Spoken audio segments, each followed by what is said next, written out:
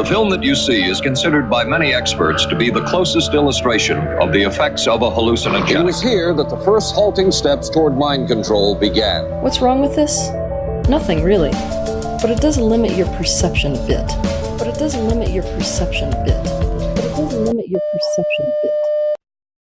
I can, yeah. I'm good, how are you?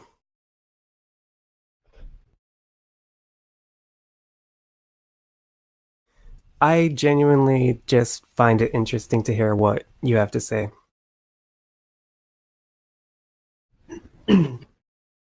You specifically.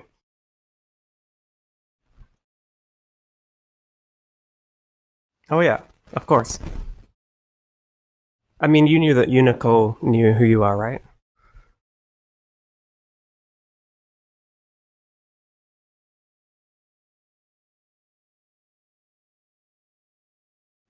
I saw it.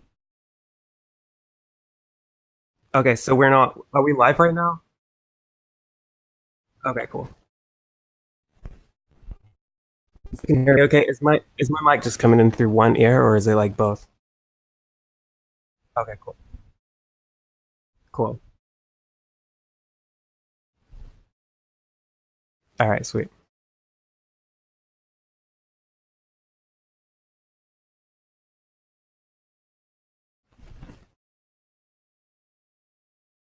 Oh, you did?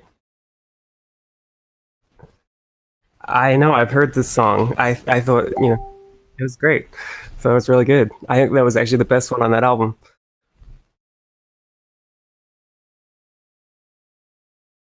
Probably. I don't know. I mean, people will know who you are if they're interested in themselves and they search themselves. They're gonna.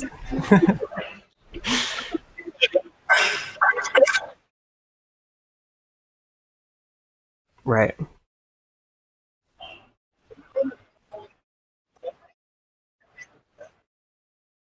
Well, I'm back in New Zealand. We still talk every day. We're married. Um, no, we're still married, and TMC. And we are, yeah, we're close, but yeah, we're obviously in different countries and living our own lives basically. But yeah, I don't think Unicole hates anyone. Yeah. I don't think that's Jeremy? true. Hey, what's up? Okay. Yeah, I'm going to sit in the background, Jeremy. I really enjoy your work, and there's certainly no bad feeling towards you. Everything that I do is intended as fun. But do you think mental illness is a gift as well? Mental illness has the potential to be a gift in the sense that I think it can provide insight or a different perspective into looking at things that perhaps we wouldn't see otherwise. And I think probably everybody, I mean, mental illness in some sense is relative because what are we basing it on? Like, it could be really weird that we'll wear clothes. Well, if we start from a premise of hard solipsism in terms of mental wellness and comparative analysis, of course, I tend to look at it in terms of people's ability to function effectively in the world without intrusive thoughts of, star. But would you say that working alien intervention and so on? Sorry, would you say that working like 40 hours a week, getting up at dawn and coming home at sunset, like, would you say that that's like functioning in a correct way in society, or would that be? I didn't say correct. So let's be very clear. I said effectively. Can I interrupt? Effectively, yeah.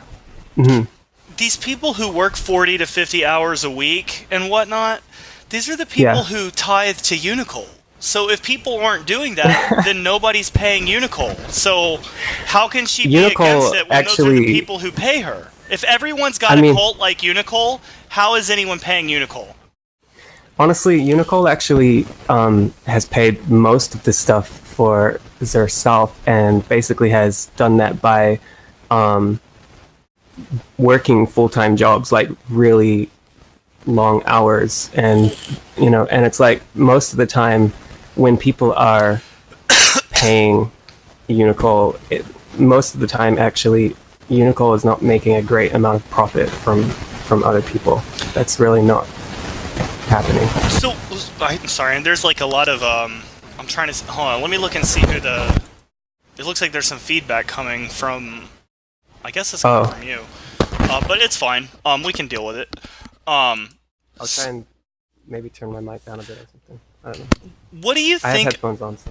I mean, I kind of can guess what your response will be a little bit, but what do you think about, like, in this Vice piece that just showed Unicole, there was a woman who said that she was a clinically diagnosed psychopath. What do you think about people who have no understanding of their own mind just suddenly clinging to her? Who said that they were a clinically diagnosed psychopath? She said she was a diagnosed psychopathic depressive. In the Vice piece. On that, really? Yeah, she was the one with the crazy hair. Wow. I mean, I'm just saying, I've known people who want to be cult leaders in the past who have psychopaths at their disposal, and they're very fucking dangerous. So when I see someone claiming to be she's a self-proclaimed cult leader. And right. She says that, like, she has some divine... She thinks aliens worship her, as evidenced by her paintings. And then she's got these people who are clinically diagnosed psychopaths who will believe that she has divine powers. That's like telling me that she has a fucking loaded missile launcher. Right. That's concerning to you because you think maybe Unicole could use that on anyone. In a bad way. Charles Manson used it on people. Yeah, that's not true. It's her strategies appear to be directly from the Cult Development 101 class. You know, I'm not saying she's consciously doing it, but I think she's in a good place. She believes what she says, I think. I mean, I still think she's an egomaniacal narcissist who's completely out of control, but I do believe that she thinks it's for a good purpose. She's just not aware enough to understand, you know, how it comes off to everyone else who's not buying into it. I agree. I think that Unicole knows how it comes across to other people, but it's our problem, right? Just like my alcohol. Well, alcoholism is my problem. Well, ultimately, I think it is the problem of a person. Like, if you are feeling negative about somebody else, then ultimately that's hurting yourself more than anything else. Well, what's to stop me from saying that I'm, you know, more of a starseed and more of a magical prophet than Unicole? What's to say that, like, I'm so much more advanced than her that I know she's full of shit? You can totally say that. And, like, what you're doing is you're creating this great reality yourself of what you want to do. And people are looking at you in this particular way. I think that you could totally say that if you want to. I will say... We could. Michael and I have discussed this. Yeah. I will say, I'm glad that I encountered Unicole in my reality. I'm glad I encountered you, because, you know, I know you, like, I initially noticed you from producing her music, and then I saw you produce some of your own music. I'm not going to lie, Doc and I made fun of you a couple times, but, like, that's just what we do. We make fun of everyone. But I do recognize that you have talent. Like, you're a talented person. Yeah, absolutely, Jeremy, 100%. I just wish you weren't, like, wasting your talent on make-believe fairies and stuff. Yeah, where do you stand on goblins and gnomes, Jeremy? Are they real as well? I think that the idea of fairies, when I say fairies, it kind of incorporates a wide range of different beings that are residing in a different parallel dimension. So would you say demons could be fairies? Because, you know, I think a lot of times people say different words, but they really mean the same things. Exactly. Yeah, I think generally there are distinctions, but there's basically just a parallel dimension in which people are interacting with different types of beings, whether they're jinn or demons or fairies or goblins. Sure. There's different types of beings that people can interact with. And I mean, is it possible that people can imagine things and make them up, though? Of course, absolutely. How do you tell the difference? Well, how I would personally tell the difference is if I am having actual physical evidence come through to me. Like if I'm physically I get it. experiencing something. That's a great place to kick off, Jeremy. So, what would you present as your strongest direct physical evidence of these entities? Well, as far as like explaining it to other people, sounds I've basically throughout all of 2014, I was able to literally summon spirits to my room by just tapping on the wall, and they would tap back. And I did this in 5 different houses, and I showed it to several friends who were very skeptical of these things, and they were, hours away from where I was at that location, and I went to their house and I tapped on their walls and then had the tapping come back and show it to them, and I recorded the sound. So that was something. There's a table rapping scan that was done during the 1914-18 war, where people can crack individual knuckles, sometimes not even knowing they're doing it, to generate a sound. I'm not saying you were doing that. Right. I'm saying that tapping indicates something causing a tapping sound. Correct. How do you link that to the other parallel dimension? Again, with all possible respect.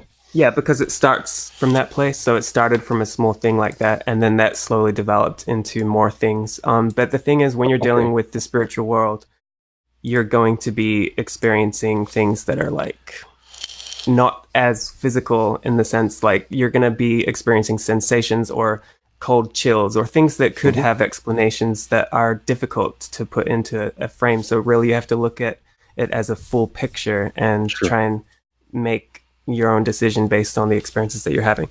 But I'm aware that you're very skeptical of all of these types of things, and I don't really feel like I have to convince you of anything. By the way, so I'm way less skeptical than Doc, just so you know. Oh, right. Yeah, I'm only really interested in how you get from your experience to your conclusion. And that's a process itself that fascinates me. Well, so yeah, like I said, the sound exploring. was just the start, and it grew into more. And I have had, I've had direct experiences where I've actually gone into a parallel dimension myself. But I don't know how this sounds to you. So it's like. I'll tell you, like, first off, it definitely sounds crazy. But second off, I'll tell you, like, I've experienced things that I just don't document to people because I know it sounds crazy and I know they'll think I'm crazy, and also I can't draw conclusions from weird things that happen to me anyway, because who could? If something inexplicable happens to you, like inexplicable things have happened to me, the conclusions I draw from them are I don't draw conclusions from them. I don't go like, oh, well, this was an alien. Oh, well, this was a demon. Oh, well, this was a fairy. Yeah. I just go, well, I don't know what the fuck happened. Either I was crazy, I think that's actually, maybe something happened. I don't know. That's probably a better approach, actually. I think it seems the more logical approach than assuming it was like an alien or an Arcturian. Yeah. Yeah, science is driven by the response, the honest response. I don't know, in response to a phenomenon that is as yet unexplained. That's totally true. And I do take that approach of mostly that I don't actually know what it is that I'm experiencing, other than, basically I have to, whatever I experience, I have to put it into some kind of frame of what it is that I'm experiencing. And when I've gone into this parallel dimension, I have had experiences where I have met alien beings and I have actually gone on their ship. Now that's going to sound insane. But how do you know that's what really happened and not just what you thought was going on? Well, because I met aliens too, but I don't know that I really met aliens, That's basically like saying this moment right now. How do you know that that's real? That's the equivalent, because it was as realistic as this very moment that I'm in right now. Yeah, but I've had lucid dreams where Bill O'Reilly turns into a gray alien. That doesn't mean he really is one, And they felt like reality until I wake up and I go, why the fuck am I having lucid dreams about Bill O'Reilly? But yeah, I totally question. I question all of that. Always, I am questioning how much of it is in the mind, how much of it is like, I've had these out of body experiences, and it's like, when I have had them, I do question how much of this is possible, because I've had lucid dreams as well. And it's like, yes, they can be very real. They can be very physical. How do we know what's actually true or what we're able to create in our brains? I'm always wondering the same thing. Yeah, that's why measurable, tangible evidence is a useful thing for gauging whether your view of reality actually aligns with it. So I'm really fascinated, and I really thank you for the conversation, Jeremy. I'm going to sit back a little bit, but much respect to you. Yeah, I still have a lot of questions for you, Jeremy. Yeah, that's cool. Let me get some water because my throat take your time. No, I'm super grateful that you decided to join. So take your time, do whatever you need to do. I'll be back in a second. Yeah, what a nice guy. Yeah, he's super nice. Who knew? After we made fun of him so hard for that one song that he put out. Well, I think we made fun of him, and I think we were justified, but I don't think we really ripped into him in the same way as we do with some of the others. That's true. To be honest, they're fairly benign. They're fairly benign philosophy compared to some of the people we go after. Yeah, if you had a conversation with either my mother or my sister, they'd be like, yeah, it's fairies and sprites and pixies and elves. That's the cosmogonic framework that they cast onto their experience of unknown things or unexpected circumstances. So, I hear you, man. So, yeah, if you start, though, without knowing, and then you start communicating with these beings and interacting with them over time, it can lead to you coming to more clear conclusions about what they are. Well, I have a bunch of questions for you, but one that I've been specifically asked is, I guess the best way to frame it is, when you see that Unicole is, specifically interacting with people who are clinically diagnosed as psychopathic or schizophrenic, what are your thoughts on that? Do you have any problem with the fact that, she's telling people who are, diagnosed as mentally ill that, she has divine powers given to her by the Arcturians? Do you not have a problem with that, or do you believe it's true? I'm not judging, by the way. It may sound like I am. I'm really trying to be... No, I mean, I understand everybody has a different opinion. I don't care if you do judge these things. I understand exactly why you would. I mean, they sound crazy, so I understand. I'm just trying to see. I don't know whether I feel like that's necessarily a bad thing that people who are clinically mentally ill are in contact with Unicole. I don't think that would be a harmful thing. There's not really... I mean, most of the information that's in Unicole is designed to really get people to do what makes them personally happy. And most of those people that you're talking about that have these mental illnesses or whatever, many of them have been saved from being in Unicole. They would have otherwise killed themselves or been in terrible depression, and now they have a place, they have friends, they have things in their life that they didn't have before. And I mean, there's a lot of people that have genuinely been greatly healed and their lives improved. It's funny, that sounds exactly like religion, which has no bearing at all on whether any of it is factual. Right. And That's it also true. sounds like you could say people in Charles Manson's cult felt a fellowship and a sense of belonging in that cult. It doesn't mean anything. Yeah. Wait, I have to quick interjection as well. Sorry. Yeah, I'll let you do that first, and then I have to say something about Charles Manson. Go ahead. Yeah, sure. I don't know anything about the Unicole's position on this. Where does she stand, do you think, on the people in her cult actually getting treatment that causes some of the symptoms that we've seen demonstrated to diminish? Yeah. How does she feel about psychiatric help? Yeah, I know that there are videos out there that Unicole has where it's saying, there is a video out there called "Quit Your Antidepressants," but there's context to that, and I think that I don't think there's never she's never said don't take medication as such, but it's more right, because that could have legal repercussions. Right, but it's kind of so you admit that it's in. No, I just think that it's encouraged that people would be able to get to a place where they're not relying on them. But there's a lot of people that are on medication. What if the people who think their neighbors are reptilians need that medication? Yeah. She's telling them their mental illness is a gift and they don't. Is she to be held legally responsible when they kill their neighbors? I don't think that Unicole has ever said don't take medication if it's helping. But has she implied it? Do you think she's implied it or led people to stop taking their medication? No. I don't think so. I think maybe that title itself could have of that video, but mostly that's that's a title. You know, you have to see it contextually. Do you think, having been close to her, that you would say she encourages people who have been diagnosed with mental illnesses to take their medication? Not encourage them to take it, but not necessarily discourage. Oh, okay. You know, but back to Charles Manson, I just had to say, I don't believe that Charles Manson was a cult leader, nor did he tell people to do all of those things. If you ever watch any of his uncut things, I mean, he really was not the kind of person that he was made out to be. I have written him a letter in prison, and I have his audio response to me over a phone call. Really? Do you have that? Yeah, I do. Yeah. Could you play it? You don't have to, but I'm just curious if you could. That would be very interesting. You could find it on my Bandcamp page. Like, I have this album called Charles Manson Covers, where I covered like all of his music, and the very last track is a phone call with him. Somebody please find that and send that to me. Yeah. So I asked him a couple of questions, and I said, you know, well, I don't know. You can hear it, but basically, I've known a lot of people that are close to him, like, and he really was not the kind of person that he was being made out to be. You think he was a good person? I mean, it depends. That's relative, right? Is it relative that Charles Manson was a good person? Well, what did he do ultimately that was... Do you think he didn't tell people to go kill those people?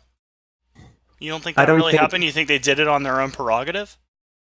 I think that there were a lot of other things going on that led to that. Like what?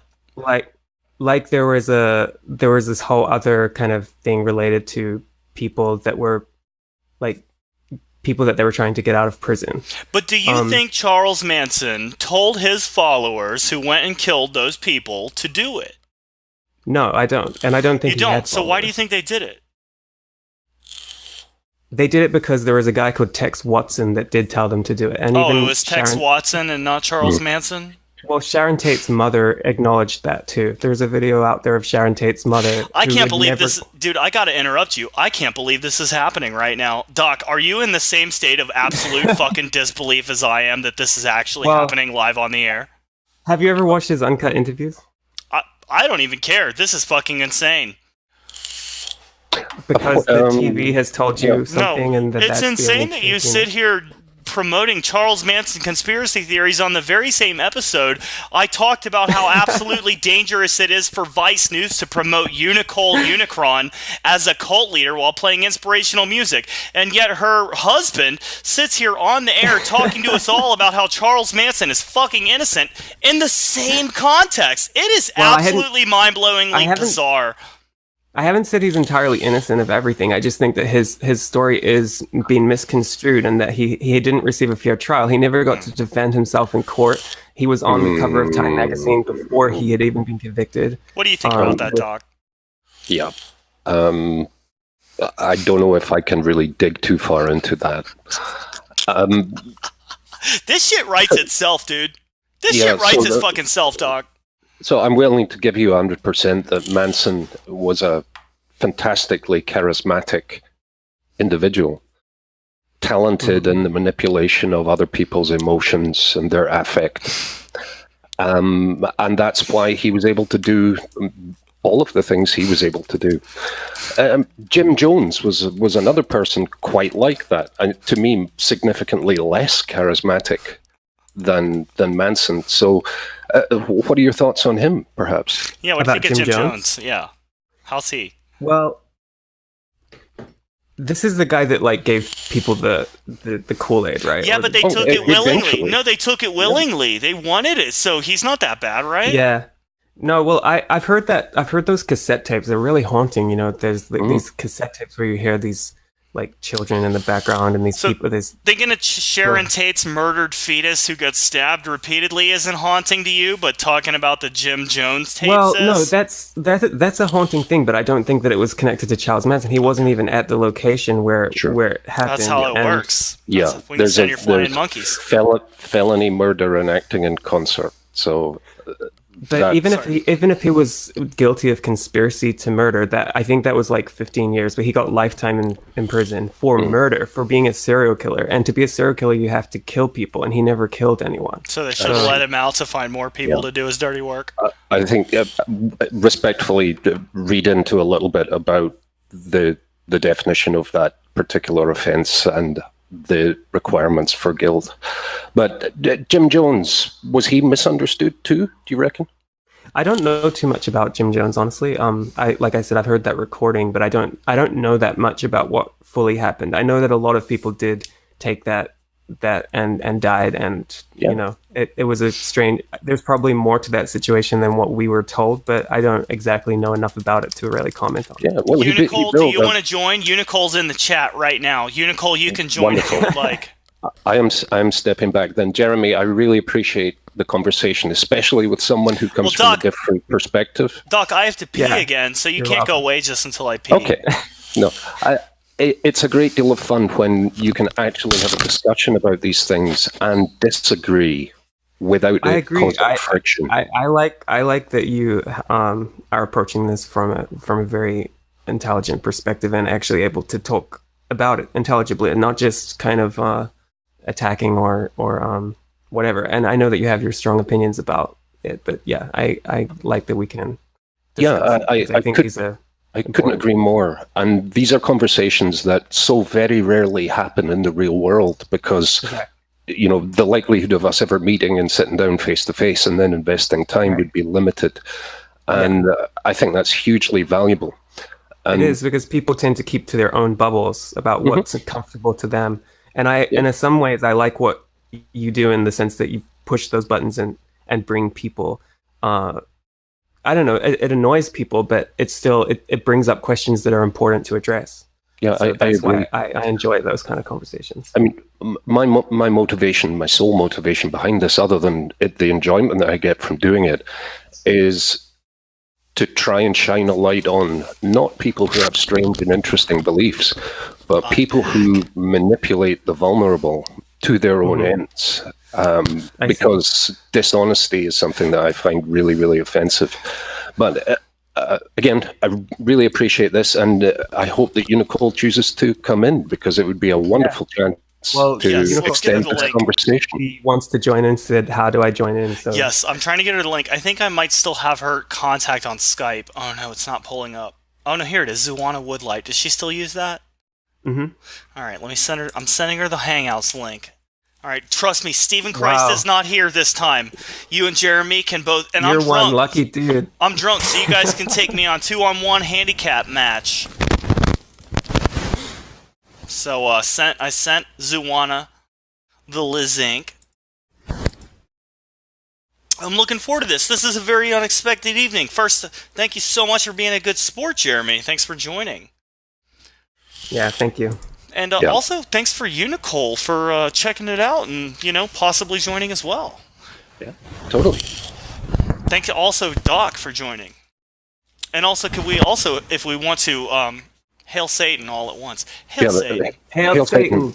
Hail Satan, and thank the Botswanans, because they're doing wonderful things for us at the moment. Hey, Jeremy just hailed Satan, which means he is eternally cool. So don't you ever talk shit about Satan, Jeremy. but I love God too. I love both of them, but Satan's much better in bed, right? I think so, personally. He's got that big, giant, red horned penis. The horns hurt, though, right? Like, they'll stab into you when he's taking it. I don't know. I don't think the horns are necessarily Satan. I think that's more connected to Pan or something. I think it got misconstrued. You know what? They're all the same to me, so... Oh, yeah. It's all fertility. So, I'm a pagan. What about you? More like a Wiccan. More like a Wiccan. Are you joking? You're a Wiccan, a pagan? You're high and you're drunk. What did you think I was? Drunk. No, what do you think I am for real, though? What do you think my philosophical spiritual belief is? I actually see spirituality in you. That's what's funny. I actually see a higher being inside of you that's kind of like getting some kind of humorous aspect out of what you're doing, and kind of like, I don't know, I feel like I feel like there's actually something further beyond the surface with you. Who do you think that is that I'm showing? I know who it is. Who is it, Doc? It's Azazel. No, it's Apollo. You bastard. Right. I have spiritual altars all around my house.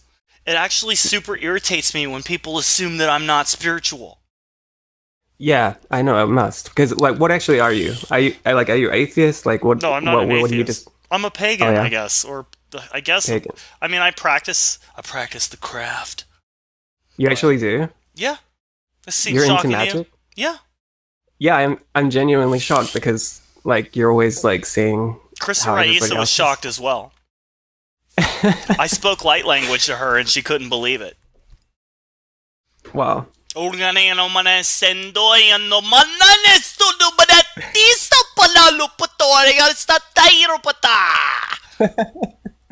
See, anyone can do it. Yeah. Did Unicole ever speak light language? Maybe she'll speak some tonight. I'll be super nice to her. Never heard that. I'll be honest. The light language. I said a lot of nasty stuff about Unicole tonight, but I've covered people 100 times nastier than her. So that's true. She's fairly I noticed nice. You kind of changed your story as it started going into the suicide. Then you were like, "Oh, actually, I feel." Well, I empathize. I empathize. Yeah, I'm sure she had some bad stuff happen. I don't believe that she came back from the dead after being dead for 2 hours after jumping off a cliff and overdosing. But I do believe something happened. The part about being dead for 2 hours is something that everybody who saw that documentary, largely in the comments, has misunderstood. It's not. I don't think Unicole was trying to say that I was dead for 2 hours. She implied it. Within 2 hours was found after having fallen. Well, I still don't believe her story. Did die though, but you should ask Unicole. I died too. Yeah, I died too. You did? I was hit by a meteor and I came back to life immediately. It's very strange. Well, no, but that story is legit. It's pretty crazy. It really is. I guess I visited the location and it really is a legit story. Okay, I don't believe you, but I guess while we wait for Unicole, when did you discover Unicole? Because I don't think when I first discovered Unicole, I don't know that you were like a part of her story. When did you find... The first one I found of her was when she was talking about how... It was years ago. It had to be at least 4 years ago, and she was talking about how mental illness is actually, it's a gift. So I went on some 15-minute diatribe about reptilian neighbors, which is why I repeated it like a million times earlier tonight. But Unicole says, "What's your Skype?" It's just Omni Eris, but I did send you a Skype, Zuana. It says waiting for her to accept your invitation. It's just. So I met Unicole in 2015. That's when I first and I found Unicole through Christina. I was friends with Christina first. Yeah. Oh, really? Yeah. Are you gonna buy her new fairy dresses? I'm not impressed. I think they're cool. I think they're really great. It's a great store. Well, that's cool. I'm glad that she's back because she disappeared for 8 months. She did. Who the fuck knew? I knew last time I heard from her, she couldn't get through the border. Oh, yeah, that's right. That's right. She took down her music videos. I missed those. She had one where she was in this teddy bear outfit, like a Care Bear outfit. Yeah, she's taken down a lot of videos. Sad. Those were my favorite videos of hers. I used to consider her, Unicole, and Krista all a part of a huge trifecta. It's true. Can you... I've sent her the link. I guess she's not getting it. I also sent her my Skype name. I don't know if she's getting it. Can you possibly send her the link? Yeah, what is the link? Oh, here we go. Okay, she just messaged me with a different name. So she says hi. I'm sending her the link now. All right, cool. Head on over, Unicole. Steven's not here. He's in psych ward now, so he'll never bother our interactions again, Unicole, like he did so long ago. By the way, the guy, I don't know, you said you saw that interview where Steven was the moderator, right? Hey. I saw that. Unicole's in the house. Oh, hey, how's it going, Nicole? Sorry, hold on. Unicole, how's it going? You made me download an entire, Well, I didn't make anyone do anything. I had to redo all of Skype? You could have just sent me the email over on the email. Oh, well, that would have been easier, but I'm drinking, so I don't, my circuits are not all firing correctly. Hey, I want to say, before anyone says anything, huge, thank you so much for coming on. That's so cool of you to actually come after I talked shit about you for literally 2 hours. Oh, you don't deserve it. I was wondering if I'm going to contact you, because I gave him your name. I threw you a bone. Really? Oh, that's so nice of you. Yeah, I did. I thought maybe. Hey, I threw you a bone too. That's how you got in on this. I'm just making that up. That's one of my psychological tricks. Honored. Thank you. That's a good one. Okay, so Chris, you're the star here. You say whatever you want. We all defer to you. Oh, I'm on the wrong. Okay, it's fine. Okay, so that someone wanted me to address. Okay, there's 2 questions I want to address. The first one is, did I die for 2 hours? No. The words I used on the Vice episode were with me dying. I was 2 hours away from dying. I did not mean to make everybody misunderstand that. I'm currently uploading a video Vice left out, and it's addressing some misconceptions that came up during that. And no, I did not die. I was resuscitated within 2 hours of dying before I died. I did not die. Do you know how long you did die? Just curious. I didn't die. I was 2 hours away from dying. Oh, so more. Oh, this is Doc, by the way. He pops in and out. So hello. Hi. Thank you so much for being here. I do. Just a tiny one. So okay, the other. I wanted to ask a quick question, if it's okay. I'm really interested in finding out if I'm a starseed too. So how would I go about testing that? Does the thought make you happy? Well, the thought of cheesecake makes me happy as well. You're a cheesecake. He is. You're a cheesecake. Yeah. Okay. That's all there is to it. That's great. I'm Super. a penis. Usually penises make Michael happy. They do. He's a big dick. Yeah, so carry on. That works. Okay. So usually our whim leads us to deeper truth. So if you feel like really resonant and you feel inclined to believe that, you feel like if you were a starseed that would feel right to you, then that's up to you to decide. It's, you know, we can't prove these things one way or another, right? This is your own reality. This is your life. You have to live day to day. You have to survive your day-to-day life. Is it going to make you happy to believe it? Then believe it. Sure. If it's not going to make you happy, then don't believe it. I totally get it. So if it's something that you're drawn to, if it pulls you in a positive direction, if it feels like the right thing for you, then that's the truth. Yeah. It's not the truth. It's not the truth. But sorry. Sorry. I probably it's your personal truth. Okay. It's your personal. It's your personal truth. Can I ask a question of you, Unicole? Thanks. Yeah. What are your thoughts on Charles Manson? Jeremy has really opened up my mind to that. I did not look more deeply into it. My theory with it is that they used him as a scapegoat to who is that? Totally the government. Okay. It was like a operation to dismantle the hippie free love movement. All these people were moving out to the desert, moving out to these communities, experiencing free love, and they needed some kind of big dramatic thing to create more drama around that so that people were not doing those sort of things. So they would go back to work. So I feel like we can point at it as like the thing that crashed that whole rising energy. Mm-hmm. Do you think Charles Manson pretended to be crazy? Or do you think that like he was driven insane by the government? He played it up to the cameras. Like when the cameras why would he do that if he was framed? Because when you can see the truth and everyone's against you and you know that you're not even no one's gonna listen to you anyway, it's like you might as well just have fun with it. I totally get that. I get you. I understand you.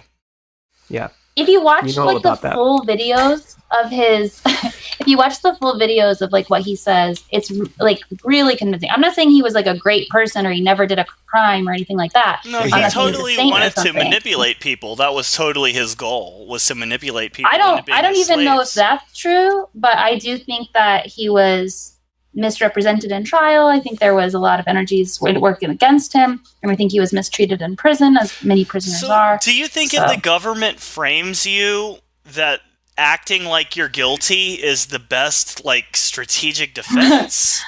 I didn't say that. But in his situation, he was probably hopeless. Like, there's probably nothing he could do. What would you say, to that person who said that Charles Manson wanted to start a race war, that was a Bugliosi story, because he had nothing against other races, and he talks about that all the time in his uncut interviews. Do you guys worry about, like, the PR angle of you, like, defending Charles Manson publicly right after a Vice story comes out about your cult? No. I literally had a whole YouTube channel in 2010 where I exposed all of the truth about Charles Manson through all of these videos, which I later took down because I was getting a bunch of death threats.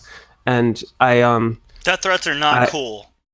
They weren't cool, and I had a lot of subscribers then too, and it was growing into something bigger than what I had wanted, and so I got that down. But that's actually how I did get to contact him, through that. So you directly contacted Charles Manson? Yeah. And did he reply? Yes, he did. How did that go? You talked to him on the phone. Oh wow! Can you please tell us about that? I'm sure my audience would be extremely interested in that. I mean, I didn't talk to him myself over the phone. What happened is I wrote him a letter, and he read out my letter over the phone to my friend who was on the phone, and she recorded it. Okay. Right. So he read out my letter and just answered the questions. Yeah. So what was the question? I asked him 3 questions. You don't have to tell us all, but like, what was the question that resonated the most with you that he replied to? Well, I asked him 3 questions. One of the questions I asked was, what was the most important thing that somebody could do with their life? And he said, breathe air, love trees, drink water, and protect wildlife in and on all levels. That's 4 things. And yeah, well, they're connected. And then I said, if he thinks there's any hope for the planet. And he said that if he gives me that hope, then he's given up the hope that I'm looking for. Well, I mean, because I don't know what to say. That was a couple of... I think if you actually... I also asked him how he'd managed to survive with the whole world against him. And he said, fucking and sucking. Lust and passion, love is its own reward. Can I ask why you proposed these profound and I think very, very valuable questions, particularly to Manson? I respect his intelligence. Okay. Unicole, if Charles Manson were alive today, would you struggle for power with Charles Manson? I'm just curious, like, you can laugh, but, like, you know, it seems like you agree with him now, but if he were here, like, posing some kind of philosophical counterpoint to you, would that be a problem?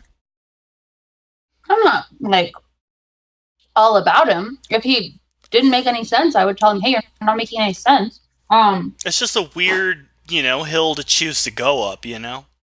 Charles Manson defense. I just think that, no, it's true, but I also feel like, you know, the part of the way that people are crazy about the word cult and they freak out about the word cult is the same way people freak out about the word Charles Manson. And I feel like when you look into it, it's bullshit. You know, he's become demonized. Bullshit. People are terrified of him. It's the same way of, you know, because he drew a swastika on his forehead. When you bring him up. Yeah, they think of him as like the epitome of evil, and it's like when you really get to know him, he's like a funny guy that's just like, okay. Yeah, I want to ask Nicole a question too when she gets back. Oh yeah. So yeah, I don't know. I think if people watch more of his uncut interviews where it hasn't been edited and just kind of see how he responds to things, he makes a lot more logical and tangible sense than what he does in, you know, when they take him out of context and they get him, you know, doing crazy faces or saying crazy things. I mean, do you think that when he seemed crazy, it was all like a big trolling of society? I mean, sometimes he was just reflecting it to the person. Like sometimes the interviewer would actually, you know, be bringing something up that would cause that. Other times he was actually drugged as well, like before the interviews, like they would drug him. So, like performance art, but what kind of drug do you think they gave him to? I'm not sure. Calm him down or jack him up? I have no idea. They test all kinds of drugs on prisoners. They do all kinds of drug testing on prisoners. Okay. pharmaceuticals get tested, so they're probably just giving them whatever. All pharmaceuticals are tested on prisoners? Is that what you say? I believe that's true, yeah. Doc's a they don't have biochemist. any rights. I can promise you 100% that is absolutely not true. Well, I'm going to Google it. Nicole, regardless, I have a question for you, Nicole. Like, could somebody say something to you that would just be, like, too crazy, where you would say, like, this person I definitely need to stay away from? Like, what would be the limit for you? I'm curious.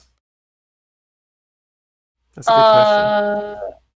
I mean, I'm highly protected. I don't really, like, worry about that. I just kind of automatically don't really have a lot of, like, lower vibrational people in my reality.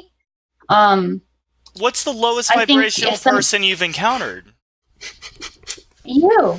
Me? I'm extremely high vibration. I don't know what you're talking about. In fact, I have made you better on significant levels that you can't even understand with your low vibrational mind. Wow. Yeah, Michael is the Hitachi magic wand of vibrational awesomeness. Don't you know what I'm the definition of a devil's advocate? Anyway, hail Satan. Okay. Would you hail Satan? Jeremy hailed Satan earlier. Would you do that? I don't feel the need to do that, no. Okay. Just checking. So Jeremy's going to heaven, but not you. Jeremy is a fairy. He has a duality. I'm a fairy too. What? I don't know. I don't have time to read this, but I'm pretty sure that pharmaceuticals, I'm going to link it here in the I think, Unicole, your claim was that all pharmaceuticals are tested on prisoners. That's not true that all of them are. Yeah, some pharmaceuticals have been tested on some prisoners. Yeah, I would agree with that too. Yeah. Okay. We'll meet in the middle with that. Particularly 50 to 60 years ago. And by meeting in the middle, if you mean that your claim that all pharmaceuticals are tested on prisoners is untrue, okay, we'll meet in the middle. Meeting in the middle is some prisoners and some pharmaceuticals. Can you just compromise with reality by claiming whatever you want to be true is? In the same way as some. Okay, wait, I want to. Okay. We don't have to meet in the middle. Like he's actually right. Like not all pharmaceuticals were tested. Okay, I said down to some. Some, yeah. Right. That's me compromising. You know, we'll compromise. Let's give Nicole her way. We're all friends here, and I don't. Yeah. It's not a major point, so I really appreciate the discussion and the back and forward. Yeah. Okay. Wait. Someone in the comments wanted me to address the accusation that I prey on ill. And I think that's a prey good on what? The mentally ill. People who are mentally ill. Oh, yeah. I think that's a good, legitimate concern. I think that if that were true, I would be getting more money from them. They would still they don't have money. Be suffering. They don't have money. I was just addressing this. Then why would I prey on them? How you really helped a lot of them. Listen. Attention is just as attention is as palpable a currency as gold, to be honest with you. So that's a very good reason to prey on the mentally ill. On that point. Yeah, Unicole, how do you feel about medication for people with mental health issues? Yeah. What are your thoughts on meds? I think that people should make up their own minds about that, and I think they should be informed of all of the things. I think a lot of the studies are misleading, and I think that a lot of people who experience what it's like to be, all I have to go from is my own experience, and I always preface this. Are you diagnosed, by the way? I'm diagnosed schizophrenic. I'm just saying for full. Yep, I have a mental health diagnosis and have been successfully medicated for about 15 years. Okay. I was diagnosed with severe depression, agoraphobia, and anxiety, which later got switched to borderline personality disorder. Yeah. So I was heavily medicated, and I believe I was over medicated, and I believe I was medicated for much too long. I was medicated for 5 years, and I just continued to get worse and worse and worse and worse. Yeah. And so they just kept adding pills instead of saying, oh, maybe we shouldn't be medicating this person. And so that is my experience. And I have seen my friends and family go on medication time and have good success with that. I personally will never touch pharmaceuticals again. Unless it's like a life or death situation, but certainly not for mental health. I believe that our thoughts have a more powerful reality than medication can in the long term. Unicole, I find myself in almost entire complete agreement with you that over-medication is a thing, that drugs are part of a solution, but not necessarily an entire solution. And based on your personal experience, and it resonates very deeply with me, congratulations for being as high-functioning and as apparently very happy as you are. So good for you. Thank you. Yeah, it's no joke. So yeah, I think that a lot of the mentally ill people are very, very healthy who have joined Unicole now. You know, I think that they have really found their own truth, and they're able to be happy as they are, rather than trying to a neurotypical. Can I ask you a question though? Situation. Like, when I first encountered you, one of the first responses that went through my head was, because the first video I saw of you was claiming that mental illness is a gift, and I thought, like, what if my neighbor thinks I'm a reptilian and, like, thinks that I fucking drink people's blood? And, like, frankly, like, you know, you're one of those people who I think understand, you say fuck it at some point, and you start embracing shit. So I, like, go online and tell people I'm in the Illuminati and I fucking eat people and all kinds of crazy shit, because that's what I get accused of, so I just embrace it. So what if some point... Like Charles Manson. Well, no, not like Charles Manson at all. I want to be absolutely clear about that. Charles Manson does. No, but Charles Manson, you know, I know you disagree, but he actually ordered people to go murder on his behalf, something that I would never do. But regardless, you may not know that, but I know for a fact that's not true. But you can go ahead and say whatever you want. I mean, you're the one that defended Charles Manson, not me. But it's interesting how everybody in the comments earlier were talking about skepticism and how I can't prove trolls or fairies or anything to them, but they're very happy to willingly just accept anything the newspapers write as true. I agree. The newspapers are full of shit. I agree. Yeah. That is perhaps true for some people some of the time, but generally speaking, I don't think that's accurate. My question for you, Unicole, is, if my neighbor thinks that I'm a reptilian because they found my videos on YouTube where I make fun of retarded people on the internet who think that, you know, their neighbors are reptilians, then, like, are they actually sane? Do they have a gift for thinking that I'm a reptilian because I just make fun of people on the internet? Like, are they, like, magically gifted with some kind of supernatural understanding because they buy into some crap they saw online? Are they? Or, like, are they actually mentally ill to believe your lies? If you're lying... Yeah, they do. If they think that I'm a reptilian who eats people, I would say they would have to be mentally ill to believe that. You're telling them that. Yeah, but it's very obviously a joke. Let's say a lie, and like, everyone who believes my lies is mentally ill. That's ridiculous. Yeah, but if I say that I'm actually an Arcturian who was put here by a fucking alien species to lead a cult, and everyone believes it, that's not ridiculous? It's not a lie. But it is a lie. It is totally a lie. And maybe it's not a lie. It may be at best a hallucination. You may be just hallucinating. Well, if I believe it, do you believe you're a reptilian? Yes! I can't disprove. I can in no way disprove the 13 Christmas trolls of Iceland. And my boy believes in them. So they're real in his mind. And Santa Claus is real too, Doc. Yeah, we know that there are things that are real, like Yoda is real, and Pennywise. Like the Jonas Vaner are real, but we're crossing over now into the, okay, make-believe is really valuable, but we have to step outside it sometimes.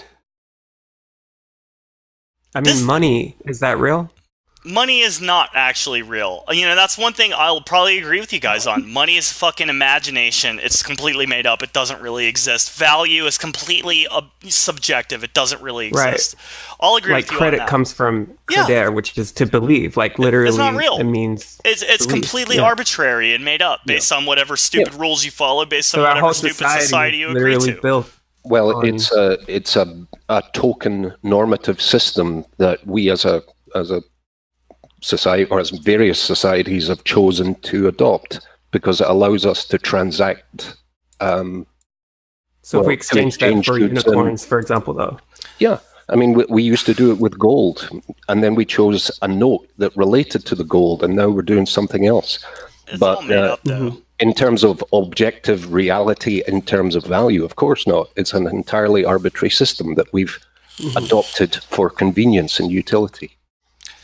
So I'm just curious why it's okay in that regard, because it has got some value. Yeah, but that's a straw man argument. Yeah, that's it has clear and obvious utility. To be fair, like but it's the utility to believe. Well, the utility would be I can give a guy a token of agreed value for a good or service. And I can channel higher information from. I'll give you this. I'll give you this, Unicole. Let's say society collapsed tomorrow. The man with 10,000 pounds of gold would not have as much value as you tomorrow if society collapsed, because you have the power to manipulate people's minds. You do. I'm not saying you're like an expert at it. In fact, if you were an expert at it, I would probably be afraid to even rip on you. But, you do have that power. You have that power. And you're not even objectionable, really. Like, there's not really that much objectionable about you, other than the fact that you use, like, a by-rote playbook of how to brainwash people. And you tell them you're brainwashing them while you do it, so really, how much fault can actually be afforded to you? You are manufacturing consent in the most blatant way possible, so there is no guilt upon you in a magical sense whatsoever. You're straight up telling people what you're doing. Yeah. Yeah, props for that. Yeah, the openness is and it really works. Thank you for understanding my work. No, I understand you in a Doc and I understand you in a way so much deeper than you probably realized until this very moment. But I hope you realize it now. I also play the cello, by the way, so there's nothing that can be too badly wrong with someone who's as honest as you are. At least you're honest. As you have been here, and I commend you for it. We've seen some sick motherfuckers, and you are a goddamn Care Bear. So, good for you. Good on you for that. Yeah, and I kind of do want to address... Go ahead. The uni-hymns, they're growing on me now. Yeah. We are mermaids. I wrote a lot of those. Sorry. They accept me as your prophet. Well, it's kind of cool. I'm digging it. Go ahead, Unicole.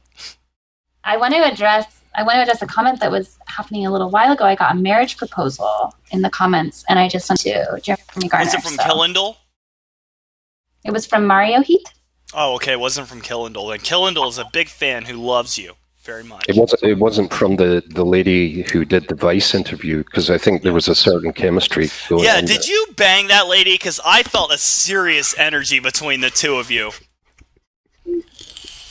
Oh, that sounds like you did! Oh, Scissor Sisters! Gonna take your mama out tonight! Charlotte was great. I really liked Charlotte. I know, we could tell. She liked you a lot more than you liked her, by the way.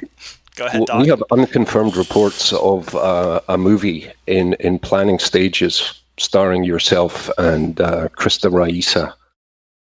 Yeah. Would you like to tell the audience a bit about that? I don't think she has any idea what you're talking about, but I want to say, Krista Raisa, like you, a very good sport. And you know what? I'll even say Christina Martinez has been a good sport, even though she just disappeared. But like all three of you were fairly good sports for the years of harassment and essential stalking that I levied upon you. Krista tried to shut you down with great effort, and then she decided finally to embrace it and write a song about you. We're friends now. Which I felt like was it took a great effort for her. I think I got her to believe that I was working for aliens that are trying to conceal their existence. But I don't know that she bought it for sure. Go ahead. I always find that, in the adult world, a rap battle is a great way to resolve your differences. You know what?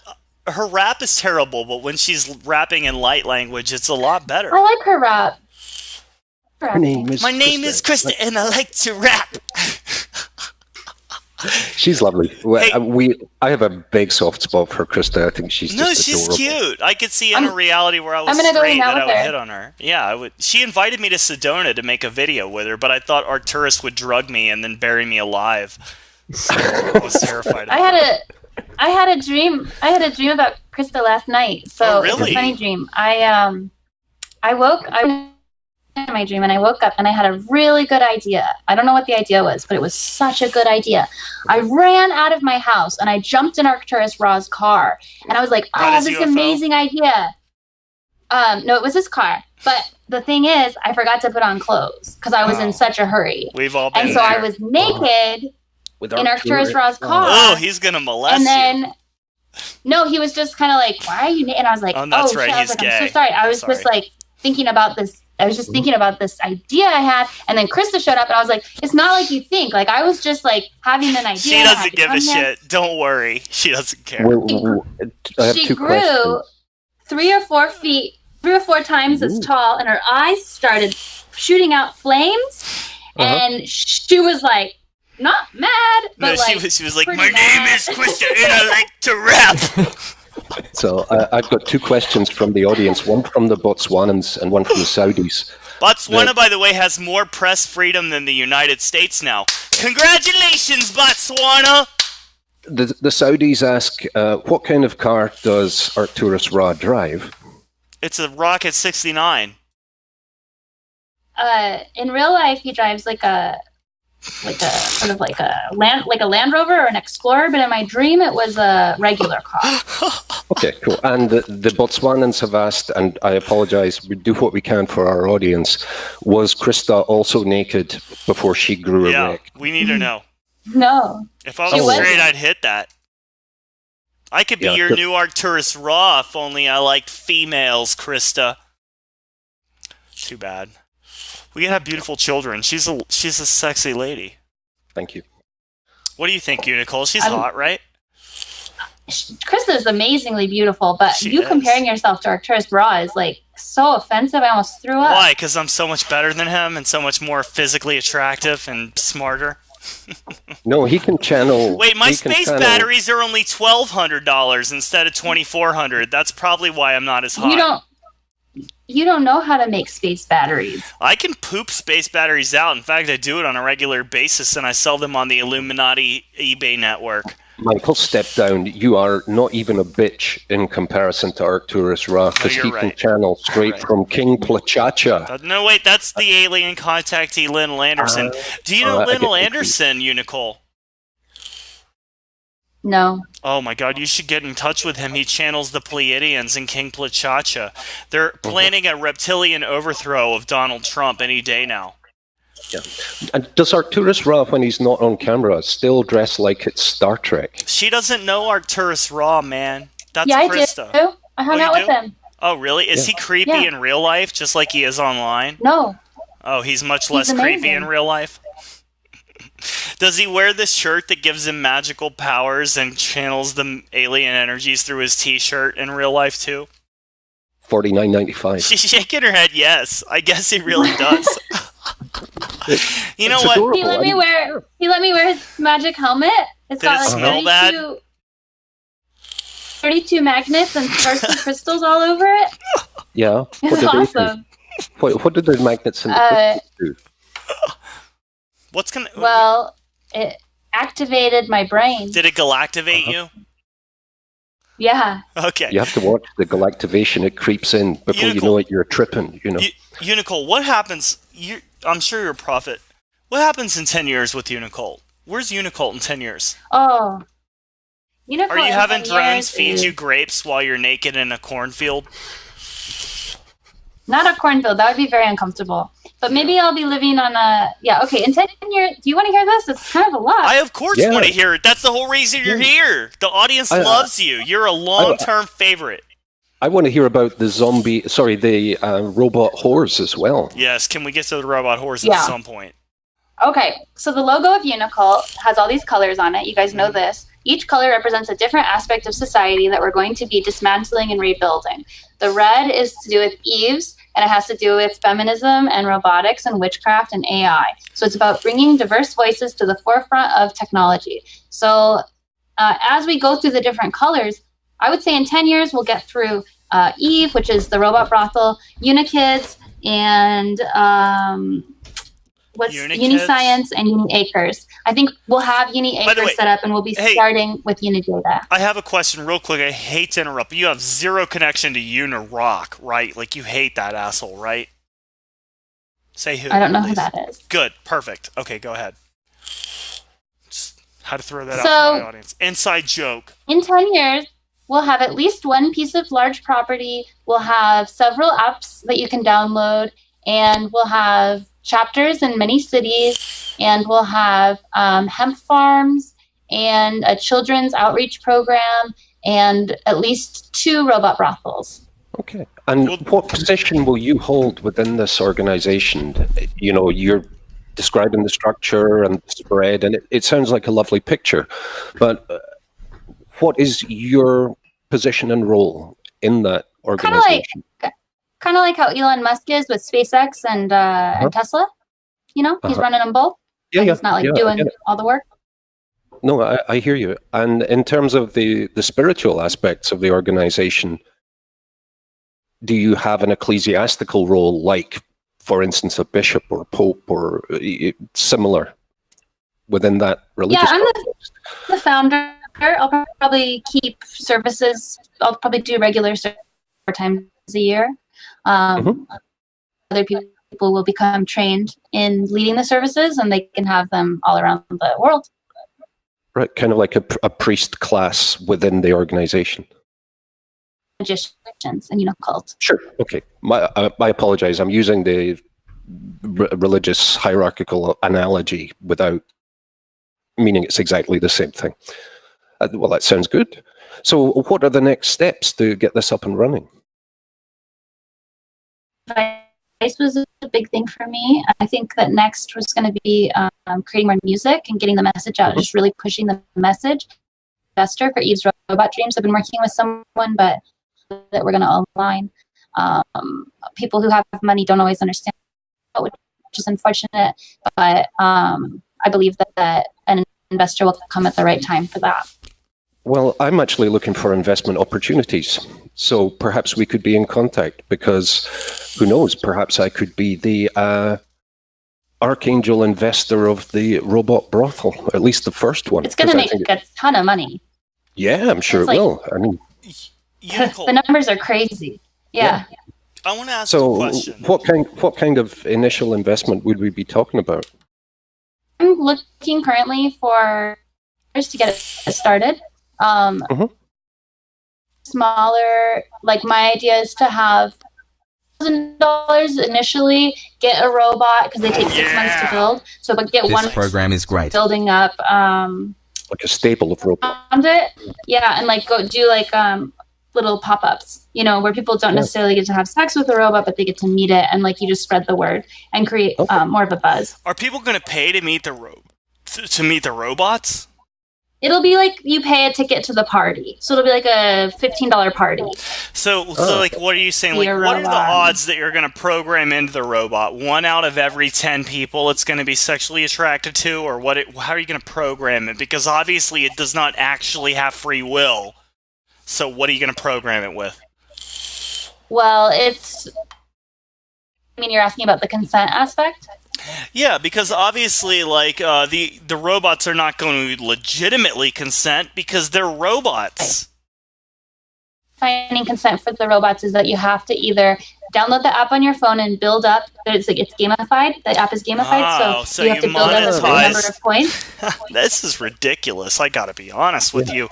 If you think this business scheme is going to work out, I know, but it's not going to work. Well, those prices. You can wait and see. It definitely won't. You unveiled this 4 years ago. Yeah, they sound manageable. Maybe we can have a conversation, and I can become a sponsor of the whatever. So the robot brothel is the next big step, perhaps. But where do you see your expansion into the broader media out of the YouTube bubble? So you're in with Vice now.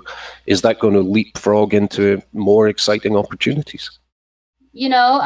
I've hit every major publication at this point. I've been on Rolling Stone, Cosmo, Newsweek, Vice, MTV. It's not really translating the way that I think it would translate. You would think that if you got them, that would a lot of physical interaction or work, but it's all conceptual. The internet is way we realize. People like to click and comment, but they don't, and they feel like actually nothing gets done. So I think that maybe it's about making it more location based, taking it not offline, but having more of an online focus and building up connection with people that way. Nicole, I have a question. That sounds like sorry, Michael. That sounds like a very natural progression. So, best wishes with that. Thanks. My question is, let's say that you had successfully promulgated this for a number of years and built up a cult of a number of very dedicated followers to the point where maybe the feds were closing in on you in a way where you couldn't stop them from, imprisoning you. Would you encourage your followers to potentially commit suicide in the same way as a number of other obvious cult leaders in the past have done? Or, what would your response be to an impending vice grip of death from the federal government? I would, I'm not afraid of death, but it would suck, I'm highly protected, I guess, if my message hasn't been disseminated. Yeah, you keep saying that, but people always say that until they're no longer protected, Yeah. Who's protecting you? I'm protected too. I'm protecting myself. Okay, that's good. I mean that as, we should all protect ourselves. Yeah. I also pretty much 80% at this point believe that this is all my afterlife and that none of this is real and that this is all for my spiritual evolution. You know what? So another thing I can relate to you on completely, Unicole. Yeah, you're totally right. Mm-hmm. This is all of our afterlives. None of this is real. We're all hallucinating all of it. You're part of our afterlives, Unicole. You don't really exist. What do you think of that? I believe it. You know what? I made fun of you before I died. It would make total sense for you to be a construction of my own mind in my afterlife. I have a question for you. Is it Michael? Yes, I'm Michael. Or, you can call me Mikey now that we're all friends. All right. So I'm curious to know, what did you do before you were basically creating a troll? Whole thing out of I hated myself. But did you have a channel about your own content that wasn't based on others? Or? Well, when I started YouTube, I initially started making political content. One of my first videos was about Kim Davis, that Republican Kentucky bitch who wanted to ban gay marriage, and I was like, "You're a stupid fucking bitch! Fuck you, Kim Davis!" And so that got started. Yeah, that's how it started. And then I was like, you know what? My life was ruined by the David Icke forums and people who thought that fucking UFOs were going to come take them off to another planet. And so I was like, fuck this. If, why don't I just make content about that? And then I watched Drunken Peasants and they made fun of insane people. And I was like, God, they don't even know what insane people are. I could find people like Unicole Unicron. So then I went out of my way to, So you did like a kind of Harry Houdini type of thing where he wanted to go around disproving all of the mediums and stuff. Sort of. He was the magician. It wasn't so much about disproving. It was you know what? If you say what you believe is true, then fucking prove it. And I'll tell you what, some of the things I didn't believe were true, they definitely did get proven to me. A lot of the stuff I thought was absolute bullshit, I now do not believe is bullshit. But a lot of the stuff I did think was bullshit, I still am convinced is, because it was not proven to me. When I asked for proof, I got proof from some places in life, and other places in life I got shit from. So. That makes sense. I love alcohol, by the way. Poisons. Get the poison out. Well, Whatever. Well, I think I'm going to leave in about 5 minutes. But if you have any final questions for me, we can give you as much time as you want. You guys can take the final time that you need to say whatever you want, and then Doc and I will just say what we need to. But hey, I want to say much respect to both of you for coming on, because I was extremely harsh on Nicole, particularly in the first part of the show, but like we've been extremely harsh on both of you for years. So like, what have you said about me? I haven't heard any of that. Well, don't look it up. You don't want to hear it. You don't want to hear it. I do want to hear it. No, you don't. It's probably unlisted by now anyway. But regardless, these for me are the taster's choice moments where people who don't agree on very much can actually have a good time hanging out. So many I genuinely enjoy that. Yeah. You guys definitely have some, hate to say, but you guys like have some nuts for coming on here because we've never been kind to you in any way. So, but you guys go ahead, say what you need to say. Whatever you got to say to our audience, go ahead. Again, want audience to know we really respect see you as a genuine that you came on. Even though you're attacking people in that, I still see you as a genuine person inside. Yeah, but look at the people I attack. Some of the people I attack are total shitheads. Like, doesn't it bother you to be lumped in with those people? I think that perspective. I feel like sorry for you and sad sometimes. Oh yeah, that turns me on a little bit that you randomly feel sad for me. You're like, I haven't thought of Michael, but I just feel sad for him right now. Do you feel sad for me too? No, you're nice. This is all I know about you so far, and you've been very kind. Yeah, you too, and all the best. I wish you all the success that is coming to you. And as an artist, I have great respect for what you're doing.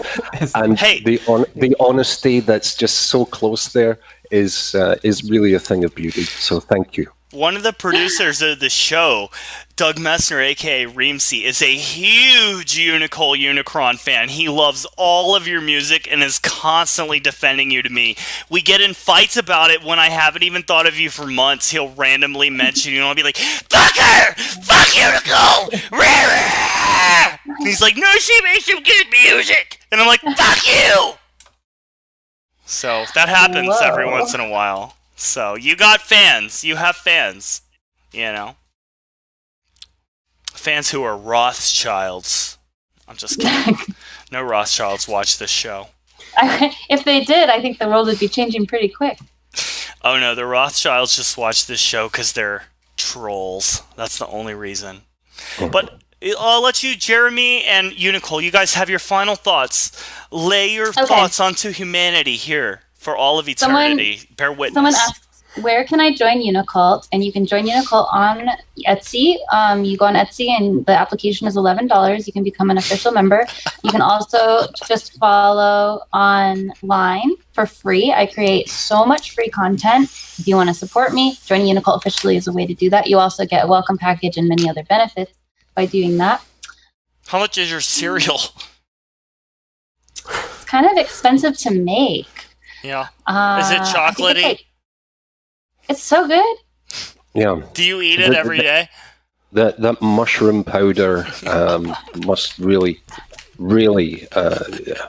You gagged on that when you were recording that shit. Just admit it. No, it tastes good. It's good. Gagged on it. Yeah. Leave the sugar out and cover it in sugar and fry it, and it would probably be delicious. You gagged on it. You can put it in your smoothies. You can put it in your oatmeal. You can eat it just as a chia seed pudding. It's super good for you. Okay, go ahead. Sorry to interrupt. Is it true that its component is from the mushroom processing area? That it's the dust that falls through that they just kind of sweep up. It's the keef of mushroom dust. All right, listen. The ingredients are mushroom dust. Doc, right? We have to stop interrupting her. Let's let her sell her mushroom breakfast. Sorry. I invented Super Breakfast when I was working for corporations and I didn't have time to make breakfast. Super Breakfast is a solution for the person on the go who wants to... No, I wasn't. I was working for Starbucks corporate when I invented I work Super for them Breakfast. too, by the way. Yeah. Awful. Okay. Howard Schultz is a piece of shit. Don't vote for that asshole for president. I gave him a copy of Fundamentals of Unicult before I left. Yeah. I went up to his office. Okay, so you didn't blow him, did you? I blew him, and it didn't work out to my benefit. I didn't get shit for it. Okay, I invented Super Breakfast as a solution for the working professional who wants to eat healthy. Super Breakfast uses 3 different types of mushrooms and chia seeds and seed cycling. So there's a new moon version and a full moon version, and it utilizes seed cycling, which balances your hormones, and it's seriously an amazing food. And I'm sorry that you guys have never tried it and you're too scared to try it. New. But hey, Doug Messner, buy me a box of Unicole cereal. I'm trying it right now. It's fantastic. Everyone go out and buy mushroom dust. I'll eat it on camera. Doc, do you want to eat it on camera simultaneously? Yeah. And here's something that people don't know. If you chop out a little line of it, it can make you communicate with Lord Blachacha. Oh, good. Hey, Unicole, is it better if you cut leeks into it? Like, if I cut up some leeks and throw it into there, will it taste pretty good? I don't think so, but I don't know your palate. Well, what if I mix it with chocolate milk? It's delicious. It's a great thing. Everyone should try it. Go and subscribe, like Unicole, buy her shit. Yeah, totally. Yeah. And join her cult. Yeah. Just like that lady from Vice. Hey, did you accept her cult application? I saw at the end of that video she applied to join your cult. Did you accept it? I'm going to give you a little conspiracy to work with here. I never received her application. And in all the shots... Oh, you know what that means? In all the shots, the envelope... if you watch it closely, I think there's a chance that she dropped a blank application. Like, she filled it out, but then didn't write an address on it. Wow. I don't know if that's true. We'll get right on that. At the end, she doesn't think she'd be accepted, right? Well, maybe Did you think she wanted a scissor with you? You know she did. Come on. I'm a gay man and I see all of these things. I know what was going on there subtextually. Look at that face. That's a face that says I'm completely right. I don't know if it got lost in the mail. I don't know if she never sent it. I don't know if it just hasn't arrived yet. But I have not yet received her application. Why don't you channel some astral input on that and just get rid of the whole mail thing altogether? Yeah. Just do a straight download from wherever. The application process is a joke about bureaucracy that is played on myself. I'm the only person laughing, and I'm not laughing. It's so much fun. In fact, you're the only person that really exists. The rest of us are all figments of your imagination. Yeah, it's good. I would suggest shift your office space up to the 7th dimension. Yeah. Because it goes much simpler there. Hey, I just have a thought, and it goes out to Michael and everything. You know, Doug, I have a thought too. For like 1.5 years, we said Steven was the one true God because that was funny for us. But now Steven's in a psych ward, and it just doesn't matter anymore. Why don't we just say Unicole is the one true God and the true leader of the universe until she ends up in a psych ward 1.5 years from now? What do you say? I'm all good for that. I'm good for that. I don't mind that. Unicole is the one true goddess. Worship Unicole Unicron. Subscribe to Unicole Brainwasher. Do it. Yep. Do it. I'm doing it now. I'm clicking. It's the only way to true happiness. Absolutely. By the way, we're going to be making fun of you so fucking hard in 2 years. God, it's going to be so funny. But until then, you are a friend of the show. You better hold on to this video because I don't know that I'm going to be able to consistently entertain this level of debauchery. Oh, trust me, this shit will be mirrored 1,000,000 times. Yeah. People 1,000 years will remember this. It's not untrue. Khaleesi, you will find a way. You know, Doc, I think that we should give her some kind of sort of immunity to the hardcore repercussions of pretending to be a prophet. I say she only gets 25% of the repercussions of pretending to be a prophet compared to the other people. That's pretty good. We're taking away 75% of your repercussions for this audacity. That's not bad. Control over the repercussions. Because we mete out justice there too. But you get the golden ticket. Ask Stephen Joseph Christopher and Sir Richard Doyle what we mean by repercussions, and you'll find out. Okay, just Google those people. All right. But you know, the person who blocked me and then said I left. He's got a lot worse going on than that these days. Trust me. He's in solitary confinement in a federal asylum. So, by the way, I said it earlier. I don't know if you heard it. The first time we had a debate, I had this ridiculous idea because I wanted to have like a Jerry Springer type show. I was like, let's have the guy who thinks he's Jesus moderate the debate. Enormous mistake on my part, because I actually wanted to have like an actual debate with you, but I'm glad you can admit that. He booted you because he wanted to have some weird gay bro time with me after he booted you. But like, I wanted to have an actual debate, so it was a huge miscalculation on my part to have that guy. But mind you, he has been punished because, again, he is in a federal penitentiary in a psych ward underground in solitary confinement, from which he is indefinitely confined for a very long time. So don't worry, he's been punished. Well, I've been indefinitely for a long time. He really is, and you think I'm joking, but he really is. Everything I just said is 100% fucking true. Yeah, absolutely. Anyway, go ahead. Well, I've already been in mental institutions 2 times, so I don't think I'll be going back. I don't think you will either. I think you're too smart to go back to a mental institution. Yeah, full disclosure, me too. I mean, I think you probably should, but I think you could weasel your way out of it, just like I could if I had a mental breakdown. So, just saying. Not trying to be insulting. That's my version of a compliment. Just take it. Yeah, and we're super glad that you're still alive. Yeah, we like you, Nicole. You would have no content without me. What would you even do? Oh, that's not true. We cover you like 10% of the time. Come on. If that. No, there's no shortage of interesting folks. That's but true. Very, very few of them are actually worth a conversation. I will say you're one of the most colorful ones that we cover. So good for you. And I'm so glad that Vice has embarrassed themselves by giving you a documentary video. I'm sorry that you didn't get on the episode. I know that you really wanted to be on it, and I did. I did try. I did try to throw you a bone there. The only reason you even got an episode was because of me, so I was particularly insulted that I wasn't invited to have a contrapoint. But whatever. That's not true. You say that now, but wait until one day when you sacrifice a virgin and then bow at my feet and worship Satan because you know the truth of reality. Oh, Michael, you're giving away too much. That's true. Now they both have to die. Jeremy and Unicole have to go. They've seen too much. Back, Michael, back. Get down. Are you, by the way, I know that I probably annoyed you before, but now that you see that I'm fully insane, are you just less intimidated than you ever were? You just go like, oh my god, this guy's completely fucking psychotic. I'm just never intimidated by you, no. Oh, that's not true. I read your mind multiple times. Come on. We both know that we're psychic. Come on, I read your mind. I think the strongest feeling I've ever had is that I just feel sad for you. You never felt revulsion?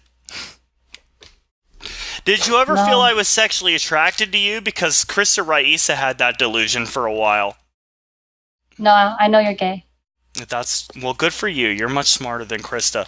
Yeah. Do you know? Did Krista? Go ahead, Dom. Unicole, what gave that away? Yeah, was it my extreme faggotry or something else? It was you just constantly yelling about how much you loved it. I love dicks! Actually, Michael's a closet case. He does that. He's trying to protest too much. That's true. Actually... I hate myself for being gay! Oh, one thing I do want to mention is that I do not use she, her pronouns any longer. So if you want to switch over to Caesar or they, them. That's not happening. No, it's not happening here. I'll call you they. I'll call you they. You can use they, them. Can I call you Unicole if you go by that name? You can say Unicole. You can say they, them. You can say Caesar. What if I call you a man? But, I don't identify as a man and I don't identify as a woman. I don't have. But would it offend you, or would you just be like, this guy's a douche? I would prefer. Okay, this is how it goes. Caesar is the first preference. They, them is the second preference. He, him is the third preference, and she, her is the lowest. I don't believe you. What about piss off being the first preference? You're full of shit. Yeah. I identify as a robot, so you can call me beep, beep, beep, right? I would honor that if that was your identity. Yeah, I know you would.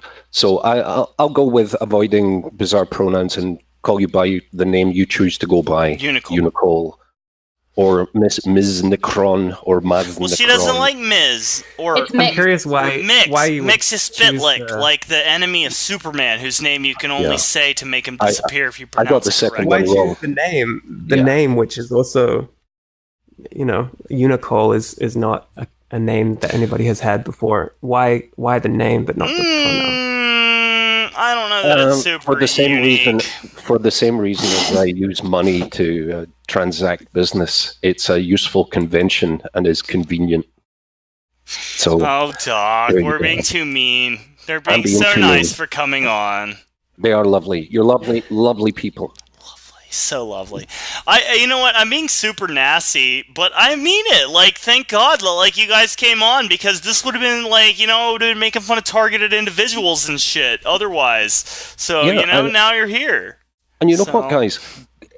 This may not be what you do, but feel free to make the fun of us. Yeah, We're absolutely ridiculous and Dude, tragic. I'm an insane, substance abuser. Just go right ahead, throw it at me. I just feel like making fun of myself, kind of. I don't know. It almost doesn't achieve anything. Maybe the reason I make fun of you is because I relate on such a spiritual level to the both of you. And I design and build vaccines, so I've got to be like some kind of corporate shill or some evil scumbag or something. We all know that's true. What's that, Unicole? Oh, I'm just gonna pray for you, Paul. Okay. That's okay. We'll pray for you too. Hail Satan! No! Do you know what this means? What does that mean? It's two unicorns. It's two unicorns. Two unicorns. No, that's not true. That's a Nazi symbol. Why are you giving a Nazi symbol? You white supremacist! Do you know what this means? Are you being paid by Putin? That's one unicorn. Yeah. I mean that gently and as comedically as possible. Look, I have two unicorns. You know what? They have a good sense of humor, right, Doc? Yeah, cheesecake makes me so happy. I'm going to go and think about it and become Doc, one. Do you think that Unicole is a prophet of the one true God and that you're going to go worship her soon? I know that, and I am. Yeah, are you going to eat the cereal, too? I'm going to order like a Jim Baker bargain basement giant bucket of the mushroom dust super breakfast cereal. I'm going to recommend it to everyone. Oh. It's awesome. I have one last question. Go ahead. Before I go. Yes. You have a problem with the fact that there's mentally ill people in Unicult and feeling that perhaps that could be taken advantage of, or that that it could be bad for them.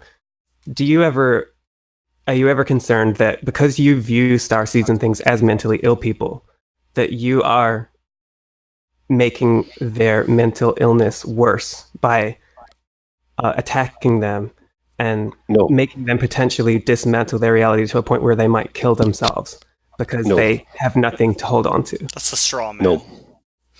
I don't believe that I'm making anyone's mental illness worse by calling them out on having delusions. In fact, when I believed that a fucking starship was going to come and pick me up and take me off to another planet for going on 6 to 8 months, I wish that someone had the nerve to look me in the eye and say, "You sound like a fucking idiot and you need to get a fucking grip."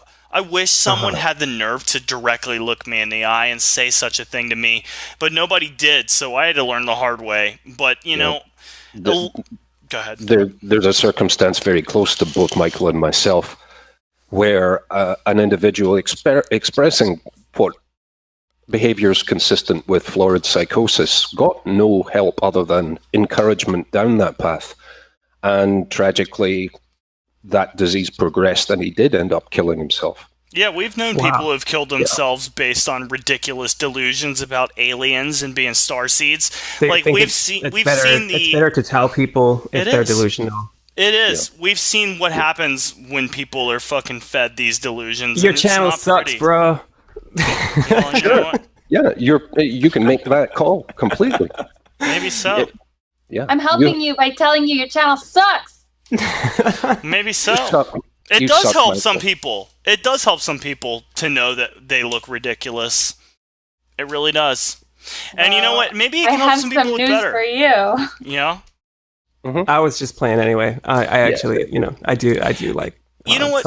Here's what I would say as a best possible case scenario for Unicole is to see where I make fun of you and to see the strengths and the weaknesses, because when I attack certain things, those are your weaknesses that you need to reinforce. I have never gotten constructive feedback from you at all. The only thing you do is don't watch the video and just start yelling over the top of it. You watch 2 seconds and then you just make a judgment call about what it's going to be about, and you don't even watch the video. So you haven't even given me any constructive criticism whatsoever. You're actually useless in that way. But I would hope that someday you would actually watch the content and give me some constructive criticism, because I would love to hear it. Okay, here's some constructive criticism. No, hold on. You sing to people who are mentally deficient. Uni loves you.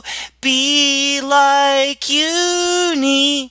Like, you're disgusting and you're gross. And I've been being nice to you because you don't seem like a horrible person.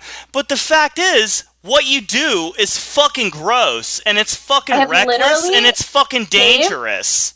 I have saved dozens of people's lives. No, you haven't. That's bullshit. Definitely. What you have done is you have found mentally ill people who are desperately clinging to the edge, looking for anything, and you have said, I'll be that anything. Whatever you're looking for, that's me. It's Unicole Unicron. Whatever you need to worship, here it is. That's what you've done. And what if I wasn't there for them? So then, what if you there know was what? Nothing there? They would have found someone else. You're just another dirty grifter parasite suckling at the fish shit at the bottom of the ocean. That's what you are. For attention? Yes, exactly. Your songs that you write are about worshiping you. How much more ridiculous and insanely obvious can you get? All rap songs are about worshiping the artist. You know what? Those songs are literally about people worshiping egos. But you're pretending to talk for God and pretending to speak philosophically when all you want is people to give you the attention that you never got as a child, right? Well, all hymns are about worshiping Jesus. So yeah. Are you Jesus? Are you like Jesus? Are you? I hope someday that you watch a complete video of mine. I have watched multiple videos. I've watched multiple, but my favorite is the naked frolicking in the forest video. That's a good one. That is a fave. That's a classic. Where you put tomato slices over your nips. Yeah. And I did some nude modeling on the fucking glacier in Iceland, so I'm feeling your pain on that one. Nicole, you did well. All of this aside, like, we could just rail on you for how ridiculous you are. What makes you think you're so special that people should take your advice when, like, you were literally a life coach 3 years ago, begging people to give you $30 an hour to be their life coach? Why are you doing this show? Why am I doing the show? Because I don't want people to fall into Nicole's bullshit and think that she's somehow an answer. Why do you think they're going to care about your opinion? They may not care about it any more than they care about Nicole's. So I'm just, honestly, the reason I'm doing it is because I needed to do a show, and Nicole did a Vice documentary. Who's Nicole? You're Nicole. I'm Unicole. No, you're Nicole. It triggers you very badly to be called Nicole, doesn't it, Nicole? Come on, Michael. Use the Am I dead naming you, Nicole? I think that's... You don't need to go there. Am I triggering her by taking the Come U on, out of Nike. her name? Come on, Nike. Okay. Oh, I'm so triggered. Oh. Nicole, why does it bother you to be called Nicole? Is that your real name? Why do you hate Nicole? My real name is Unicole. No, why do you hate Nicole? Because what's wrong with what's wrong with Nicole? What's wrong with me calling you Jessica? But what's wrong with Nicole? Why do you hate Nicole so much? What's wrong with Jessica? Like, you're not saying my actual name. Why don't people love Nicole? Why do they hate Nicole so much, Unicole? I think lots of people like the name Nicole. People who are named Nicole love the name Nicole. I'm talking about Nicole. You know who I'm talking about. Why do they hate Nicole so much that you can't identify with her? I am not that person. My name is Unicole. But I don't have. You're Nicole. Aren't you, Nicole? Unicole. You're saying it wrong. No, you are Nicole. Unicole. No, you're Nicole. Do you speak English? No, your name is Nicole. I think we're circling the same rock here. No, well, we can circle it as long as it takes. The point is that your name is Nicole, isn't it? Omni Eros is no, my name's Michael. You can call me Michael. Omni Eros, where did you get that name? That's a pretty fucking powerful name to choose. It is a powerful name because I'm a powerful person, but you can call me Michael, Nicole. Why don't you want to accept that your name is Nicole, Nicole? Because my name is Unicole. But your name is Nicole. Okay, Jessica. But no, my name's not Jessica. My name's Michael, Nicole. You are Jessica. No, I'm Michael, Nicole. You are Jessica. I'm Michael. This show started out great. Wow. It really did start out great. It really did, and now she can't acknowledge that her name is Nicole for some reason. Jessica can't admit that she's called Jessica and that her pronouns are she. Okay, Nicole. What's the deal, Nicole? Why can't you admit that your name's Nicole? Why can't you admit that your name is Jessica? My name's Jessica. You got me. I'm Jessica. You caught me. You know what? I hate myself, and that's why I've hidden from my name Jessica. So why is it that you hide from your name Nicole, Nicole? That's not my name. But it is your name. That's your birth name, isn't it, Nicole? No, my name is Unicole.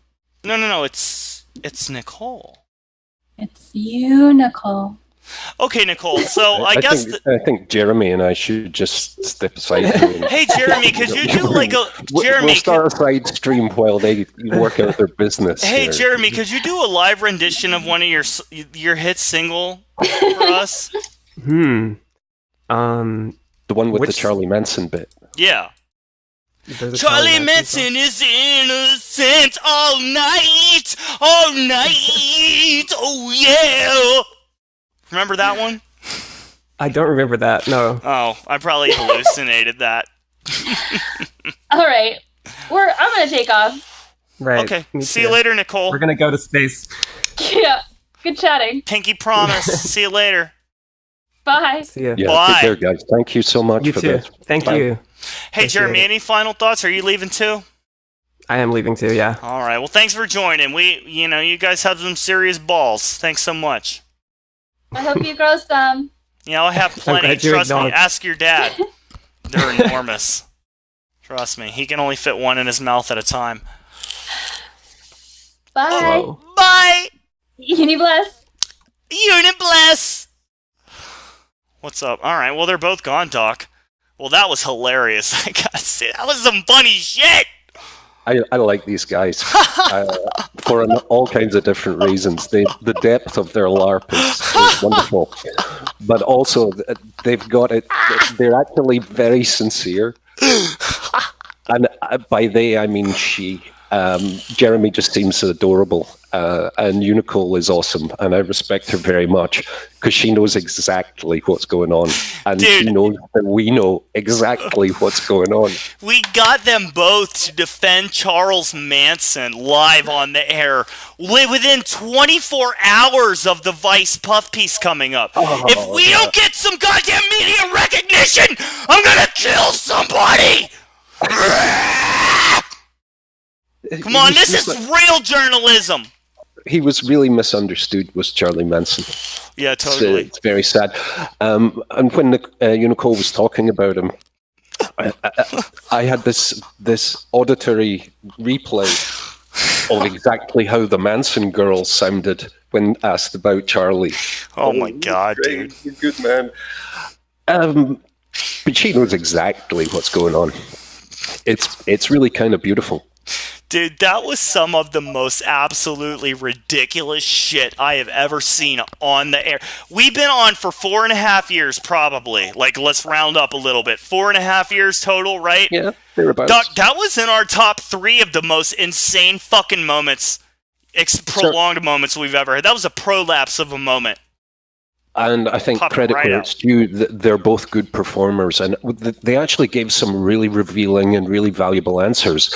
My favorite was how to tell if you're a starseed. Like, do you think you're interested in it? Does it make you happy? Yeah. I'm like, thinking about tits makes me happy. Dude, what do you think of this lunatic who interviewed her? She's definitely a wannabe Scissor Sister, right? Like, she wants to get it on with Unicole. I don't know. I don't watch enough television to get a strong read on this, but she may have been playing it deadpan throughout. But I certainly didn't see any challenge to the Unicult. She was like, yeah, totally get where you're coming from. You're totally the prophet.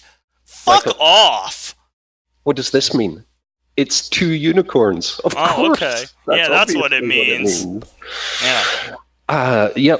Great. So buy the 3 mushroom dust breakfast thing because it's awesome, and it's not the sweepings from the pizza factory at all. It's not that. Mm-mm. Yeah. Space batteries.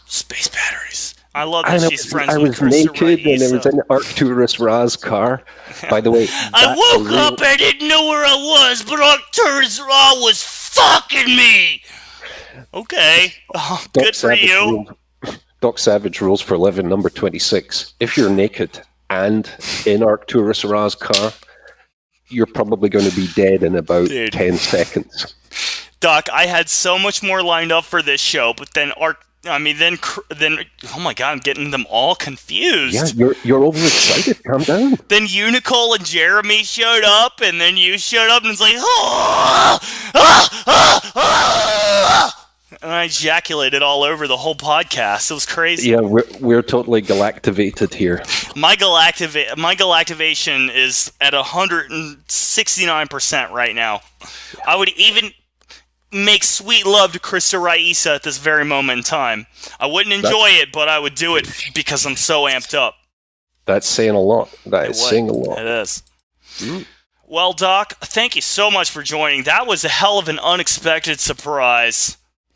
I think it was wonderful, and I think we should get them back on the show to feature their new products, whatever those may be. They are not coming back on ever. I think we both know they will never appear here again. That's the end of it for them. I think we both know. I don't know. I think Unicorn will probably come visit us again. You think she might? I don't know. I think we might have pissed her off. She only stuck around at the end because, like, Jeremy was there, and she was like, well, at least I got a human shield. So that's what was going on there, I think. Oh, we got through the whole thing without saying "flick your bean," though. So that's true. We did well, dude. There was no sodomy references or like flicking clitoris references until this very moment. We made it until the 99% of the show way through. Good for family friendly, except for the cults and Manson. That's true. And I love that we got him to defend Charles Manson. Both of them adamantly to defend Manson. That is fucking perfect. Feds, I hope you're watching. In fact, we know you're watching. It's a whole other conversation about Jim Jones, and I'm really glad that Jeremy did the right thing. We don't really know what happened with Jim Jones. Shut the fuck up. Are you seriously defending Jim Jones? What? The helicopter photograph with the 924 people dead. We don't really know what happened. Yeah, you know what, Doc? Anything. We can get him to defend Koresh next time. Good job, you idiots. You did a spectacular